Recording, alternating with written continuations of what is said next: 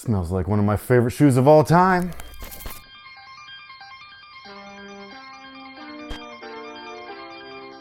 Yo, what's good guys? My name's Chris. Welcome back to the official WearTesters.com YouTube channel. Sorry. Back to action.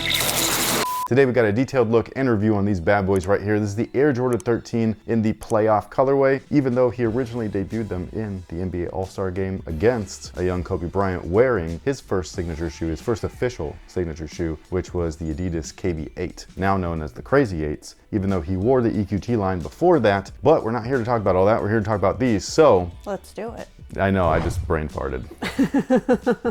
So yes, let's do it. I suppose you could say let's talk about the history so that we all know why we're gonna get hyped for the shoe. Now these guys right here, like I was saying, were debuted in the NBA All-Star game. However, we did not see them again until the NBA playoffs, in which he steamrolled every team that he played against, not only in these, but in the black and reds, until he was against the Utah Jazz in the NBA Finals. I think it was those last 3 games, something like that. I can't remember exactly. I always get confused whether you wore them for 2 or 3 games, but either way. He then put on the 14s. Let me grab them, please. And everybody forgot about the 13s. What are the 13s? I don't know. Not everybody forgot about them. Real fans remember them, but you know who did forget about them? Jordan Brand. When did they forget about them? When they were making those stupid two trays. That shoe. But anyways, yes, he switched out of these, he put on these, and then everything is pretty much like cemented in history since then. The last shot, if you will, couldn't have happened any better. Now, as far as this shoe is concerned, this is, I don't want to say remastered, but technically this is closer to the original than we've ever seen it before as far as a retro release is concerned. However, are they closer to the original than, I mean, I don't know, what should I compare them to? Like a remastered 3 or something, like the cements? The answer is no. Like, there's still a lot of work to be done on a shoe like this, and even like a Air Jordan 12, where they just don't look like the originals when you compare them side by side. But they look close enough, so I guess that's a plus, but it just kind of depends on who you're asking. Some people are sticklers, they must be OG everything, and then other people, like myself, I'm just happy that I have a pair again, because my other pair is f***ed. Like, I wore the shit out of these. I don't feel like that's a proper demonstration of what you did to those shoes. You gotta give the sound effect. Well, this one just broke today. Oh. Like, I pressed against it, I was like, I wonder if it's brittle. Yep, it was. Cracked. WearTesters ASMR. There you go. That's the heel counter right there. And yeah, it's in pieces. These are so pretty, even all f***ed up like this. This is what happens when you have a nice leather toe. Yeah.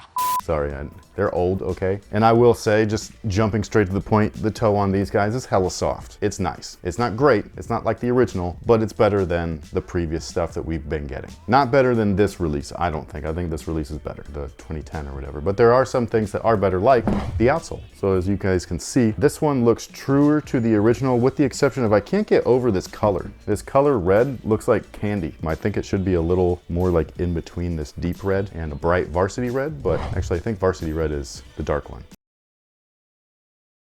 But anyways, these guys are closer to the original in the sense that they added the gray lines back. That was actually something that a lot of people did not like with this release. They were like, where are the gray lines on the bottom? So yeah, they're back on there. However, I don't know what to call that. I always call it like a weird hologram, even though the hologram's technically in the back. But whatever this guy is right there, it's supposed to be yellow. It's still neon green. Doesn't bother me. Some people have been hitting me up, like DMing me, being like, oh, blah, blah, all this stuff doesn't bother me at all. It could be purple, I don't care. Now, aside from the coloring being more accurate to the original, they still have all of the same tech features. So you got herringbone traction pods, you have the carbon fiber midfoot shank, you have the panther paw shaped outsole, which is awesome for stability. If you do try to play in these, just know that the 2 rear pods are going to be very clunky feeling until you're actually like used to the shoe, because most shoes aren't made like this. So a lot of people, when we're talking about weight on a shoe, some shoes feel heavy even though they're actually lightweight, and it's because the construction is just not great for mobility and moving forward. This is one of those shoes. However, stability is a key feature on these guys. So if you need stability, then this is going to be one of those shoes. If you wanted something that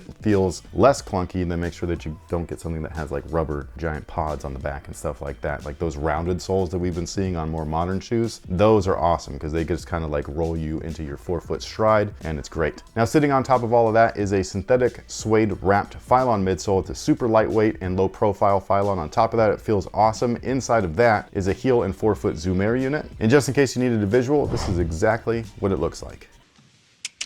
This is the insole. We've got a Durapon text. This is closer to the original. I think the originals actually had the blue additional EVA pods. I could be wrong. That could be the 14s. Actually, I know for a fact the 14s did. I think the 13s did as well. But either way, this is the insole for these guys, completely removable, which is interesting. Normally they got some glue lines on there. This one does not. Now again, the materials on these guys are where the shoe really starts to shine. This guy has much softer leather on the toe than what we've seen on previous releases. The first one that I noticed this in was the recent Air Jordan 13 UNC, where the leather on there made me really excited for these. And I will say that if these came out any firmer than what they actually are, I would have been super disappointed. So I'm very happy with these. I think that they look and feel awesome. The quilted paneling on the top, or the divots or dimples, whatever you want to call them. Some people consider this like an ode to his golf days, which it's not. That was in later models like the Air Jordan 17. But this one right here is actually supposed to be mimicking the whiskers of a cat. So this whole shoe is all about the black cat, one of his nicknames, and so everything is about like a panther and stuff like that, which is cool. Now, in addition to the leather, we have again synthetic suede. It's not only on the midsole, but it wraps its way all the way up. They also feature it on the tongue, which is again one of my favorite features. It makes this shoe super comfortable. No farting sounds whatsoever when you're wearing these, unlike the ones with the synthetic leather tongues. I love the yellow hits as well. It just makes the shoe pop just a little bit. Like normally the playoff colorways that we've been used to, like the previous model, the Air Jordan 12, is just a simple black, white, and red. The extra added yellow on here I think is fantastic. It matches really well with the cat's eye, if you will, that's at the collar. This one is also the only original colorway to feature the performance logo, which is the circle-based logo right here. Inside of that is a red Jumpman. The red Jumpman is a lot duller than what I feel like it should be. I feel like it should be a little bit more vibrant like the outsole, but it's not a big deal. Now, as far as sizing is concerned, they do fit true to size. Whatever you typically wear, that's exactly what I would order. Again, the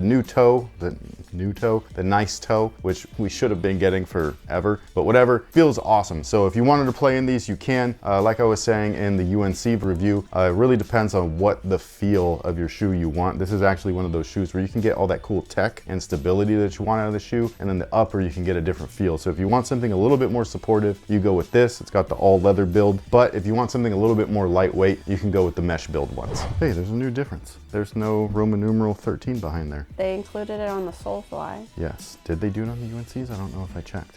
I don't know.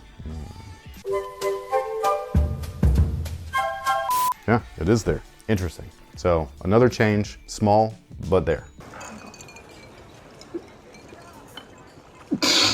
But with all that being said, thank you guys so much for being here. We greatly appreciate it. Let us know what you think about these down below in the comment section. Are you interested in these or are you not? I hope that you are, because this is one of my favorite shoes and I'd love to like have people experience like what I feel like I experience in the shoes, hopefully. But yeah, so let me know down below. Thank you guys so much for watching. We'll catch you on the next one. So until then, have a good one.